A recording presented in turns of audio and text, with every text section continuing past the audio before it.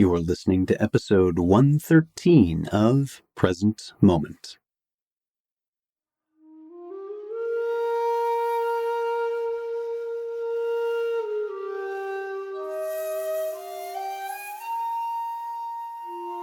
Welcome to Present Moment, Mindfulness, Practice, and Science. I'm Ted Meissner. Present Moment is a podcast with interviews, conversations, and roundtable discussions. We speak with mindfulness teachers about their newest findings published in peer-reviewed science journals, teachers about their understanding and methods as they work with students of mindfulness, authors about their books and interests, and we also speak with everyday practitioners. The website presentmomentmindfulness.com has show notes for each episode along with resource materials. Rebecca Williams and Julie Kraft return to the podcast to speak about their new book, The Gift of Recovery, 52 Mindful Ways to Live Joyfully Beyond Addiction.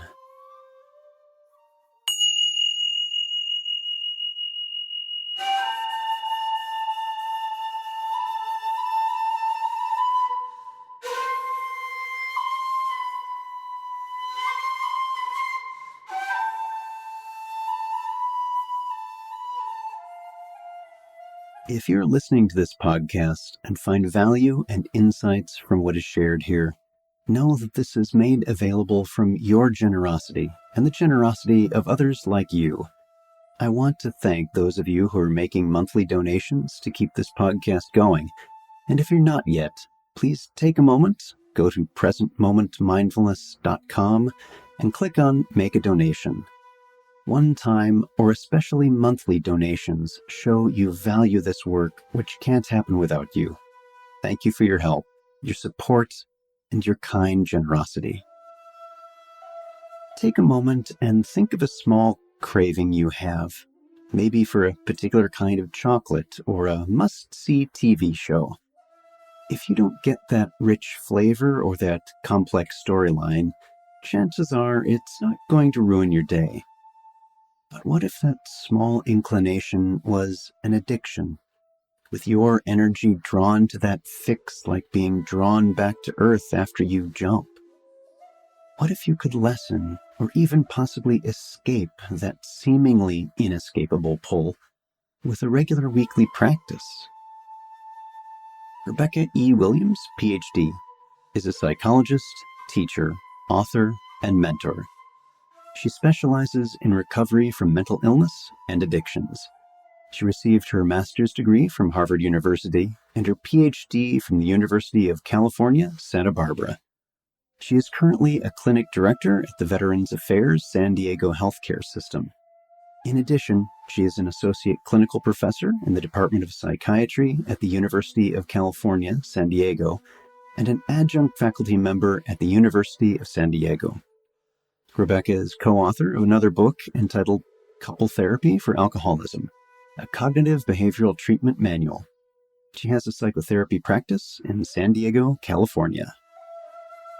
Julie S. Kraft is a licensed marriage and family therapist.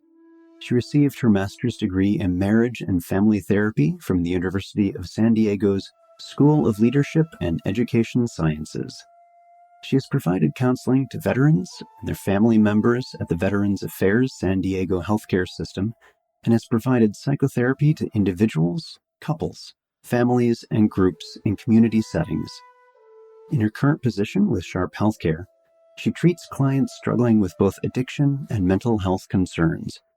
Julie also sees clients in her private practice, treating such concerns as relationship issues, anxiety, depression, and substance abuse. She lives and works in San Diego, California. Our guests today returning to the podcast are Rebecca Williams. Rebecca, nice to see you again. See you again, too. And Julie Kraft. Julie, nice to see you. Nice to see you. It's very interesting now that we're using video for this podcast. Just in creating the audio recording, it was interesting to note that all three of us are left-handed, and there's something wonderful about that. So thank you both for being you. Thank you for appreciating that. Yeah. So our last conversation was in the very beginnings of this podcast. It was episode 12. very early on. It was about your first book together. This was in 2013, your book, Mindfulness Workbook for Addiction. And for those who are listening to this episode, it will be linking to that episode as well, so you don't need to go search for it. It'll be on the episode page for this one, along with that book and the new one that we'll be talking about today. But I'm very curious what each of you have been up to in the past 5 years. Julie, I'm wondering if we can start with you on that. Sure. It's been a pretty big 5 years for me.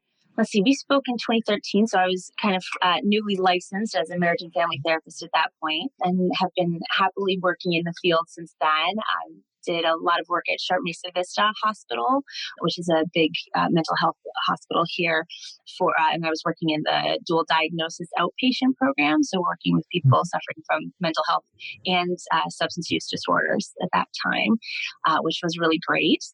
In my personal life, mindfulness has become especially important for me as I became a mom in the past several years, and I have two little ones now, 3.5 and almost 2. So very busy, very active, very stressful, 2 little boys, and definitely finding myself needing as many coping skills as I can get. Congratulations.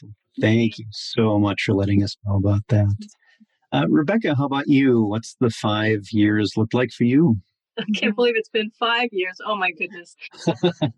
Yeah.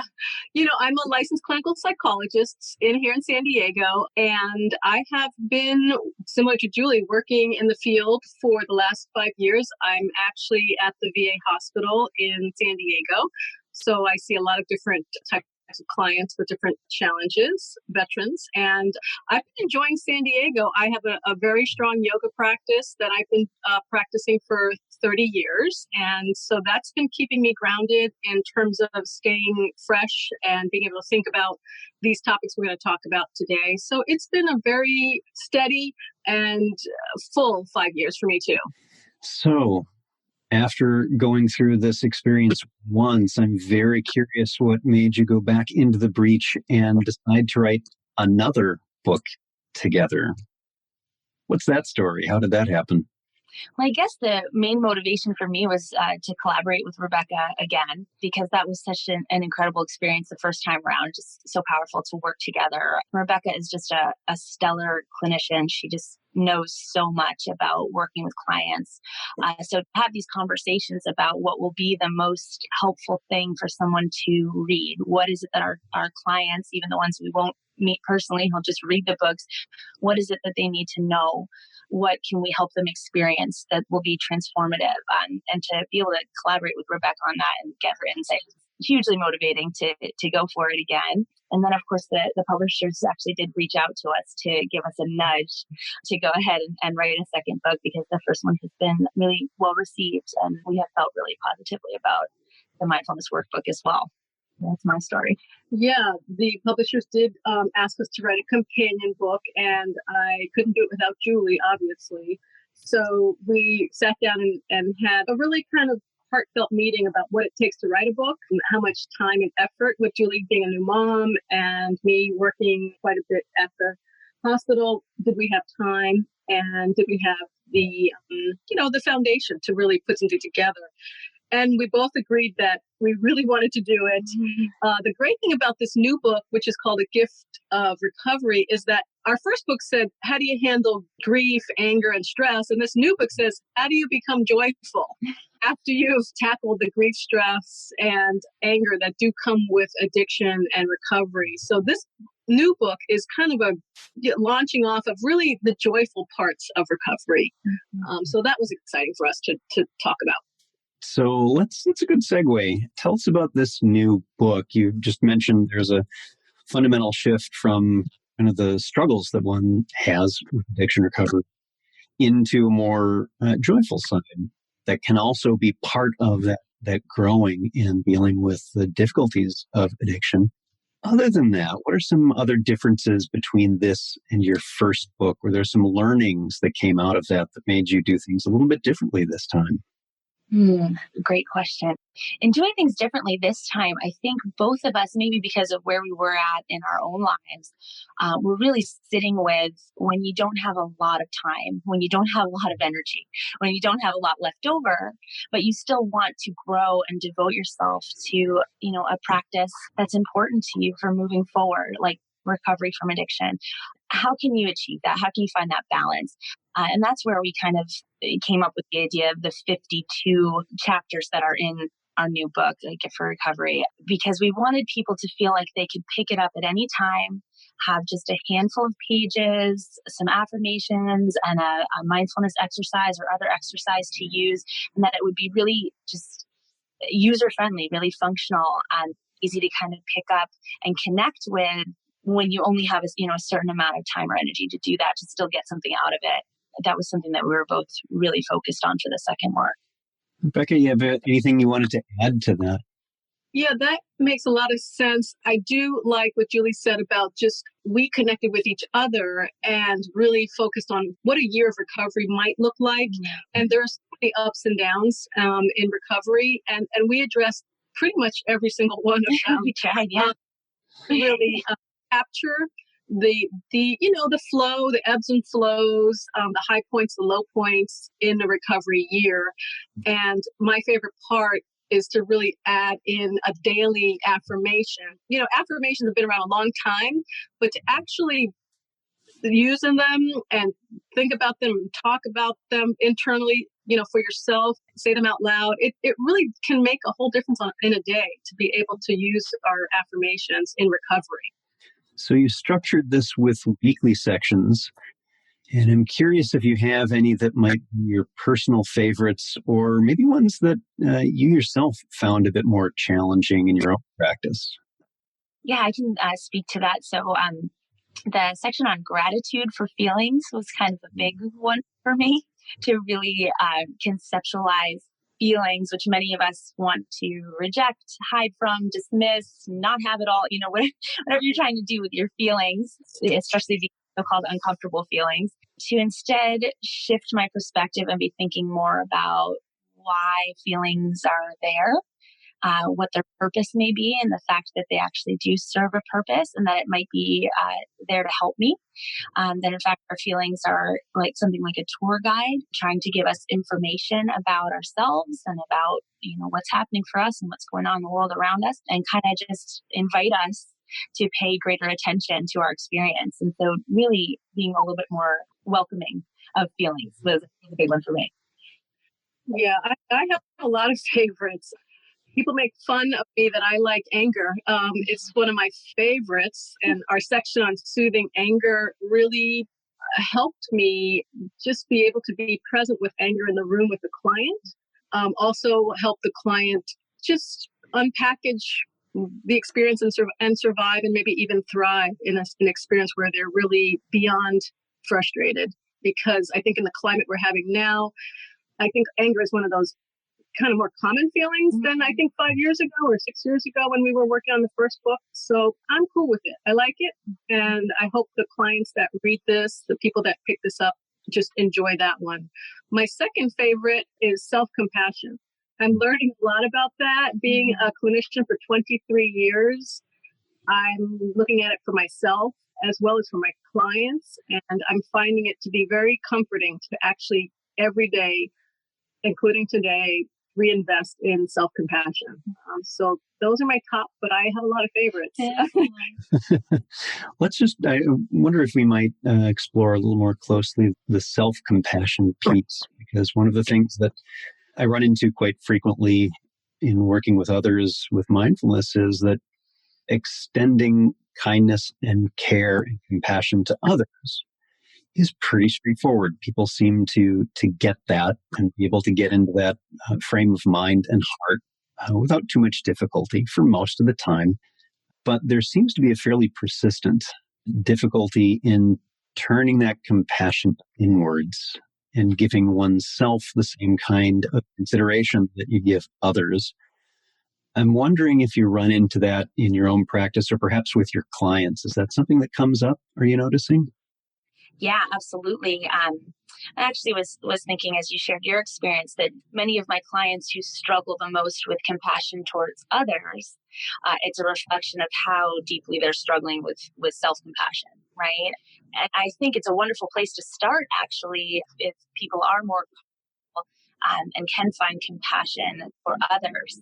At least it's the practice of compassion. We're practicing compassion. You have an idea of what that looks like. So that's a beautiful place to start.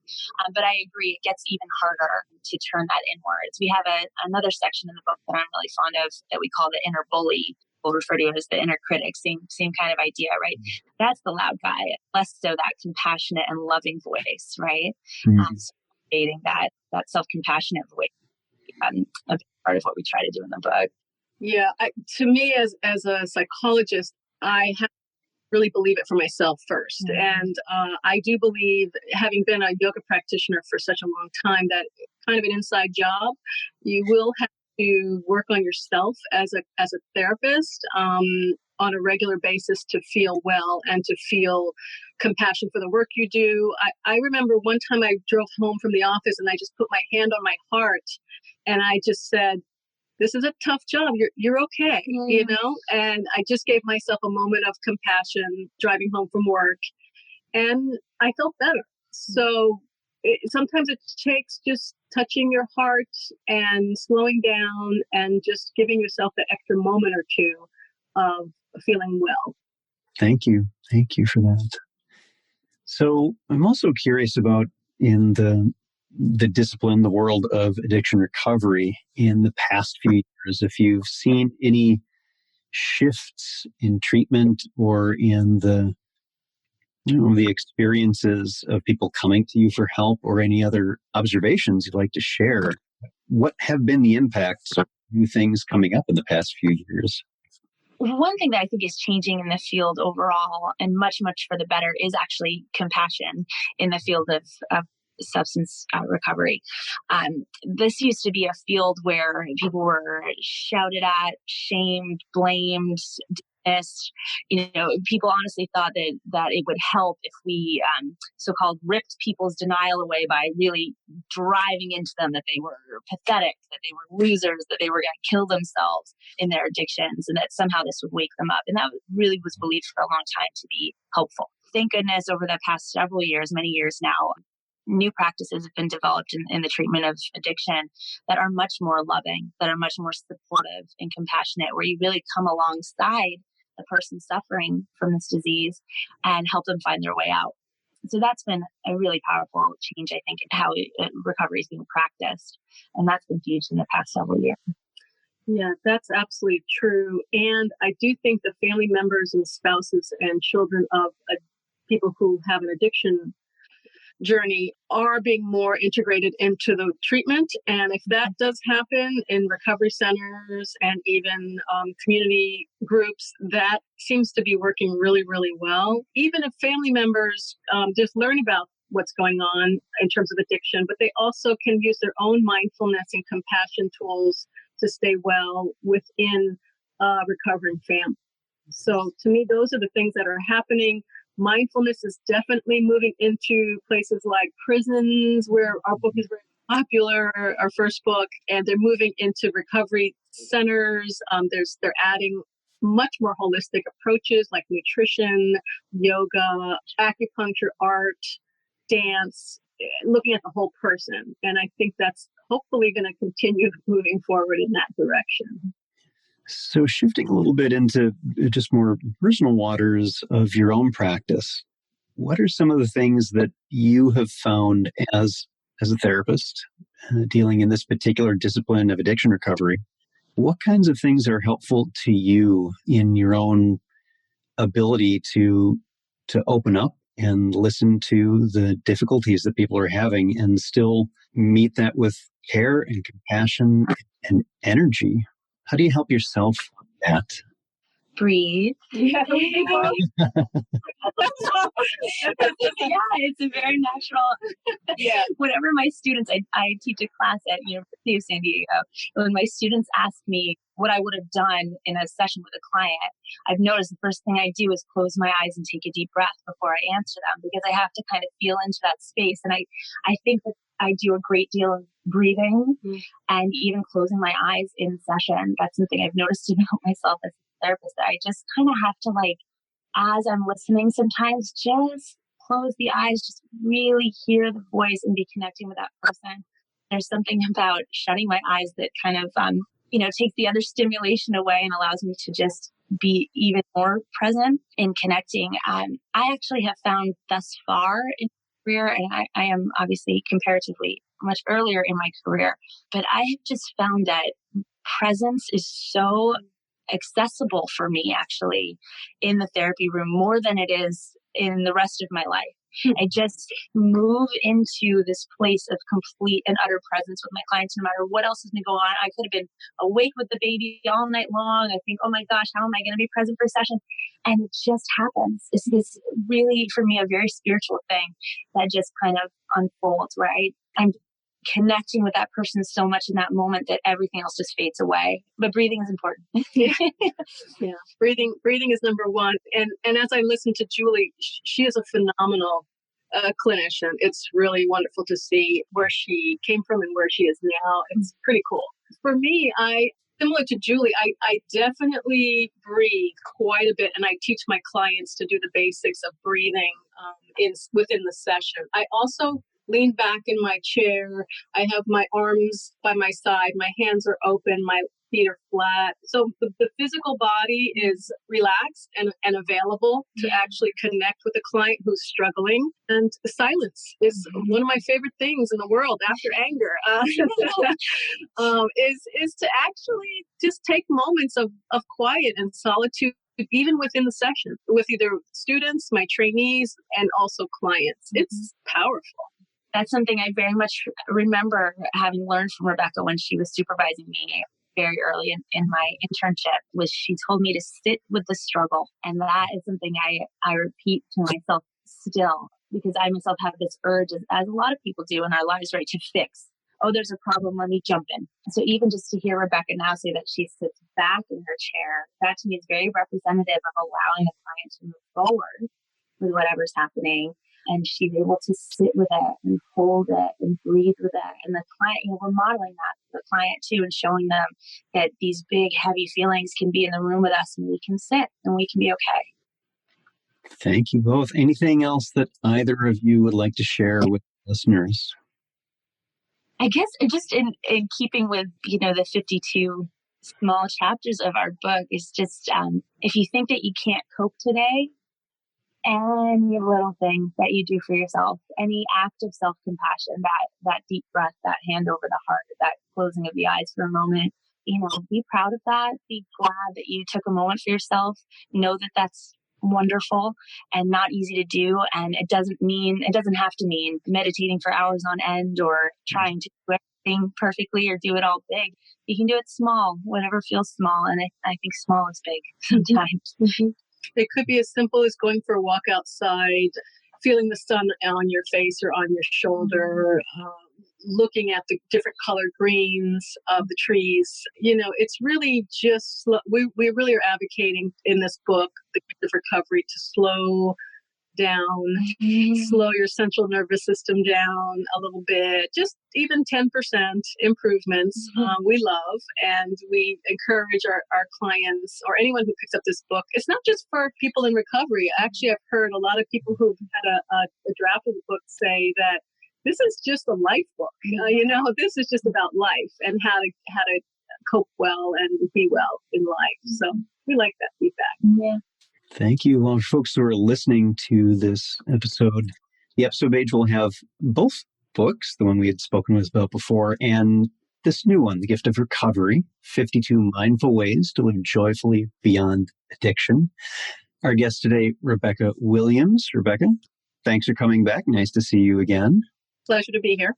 And Julie Kraft, thank you so much. Nice to see you as well. Nice to see you. Thanks so much.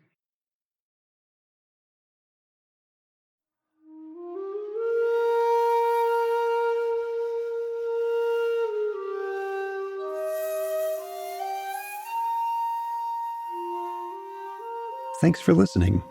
If you'd like to learn more about something you've heard in today's podcast, please come visit the website at presentmomentmindfulness.com. You'll find an entire webpage devoted to this and every episode. You can comment on the episode page and find show notes and other helpful resources for your mindfulness practice. The shakuhachi music heard on Present Moment is used by permission and through the generosity of musician Rodrigo Rodriguez. His website is linked on the Present Moment website on the About Podcast Music page. Sound editing, mixing, and mastering provided by the generosity of Anthony Dominello of StructureFromSound.com. Until next time, remember, every moment you have a choice. Make it the best you can. See you next time on Present Moment.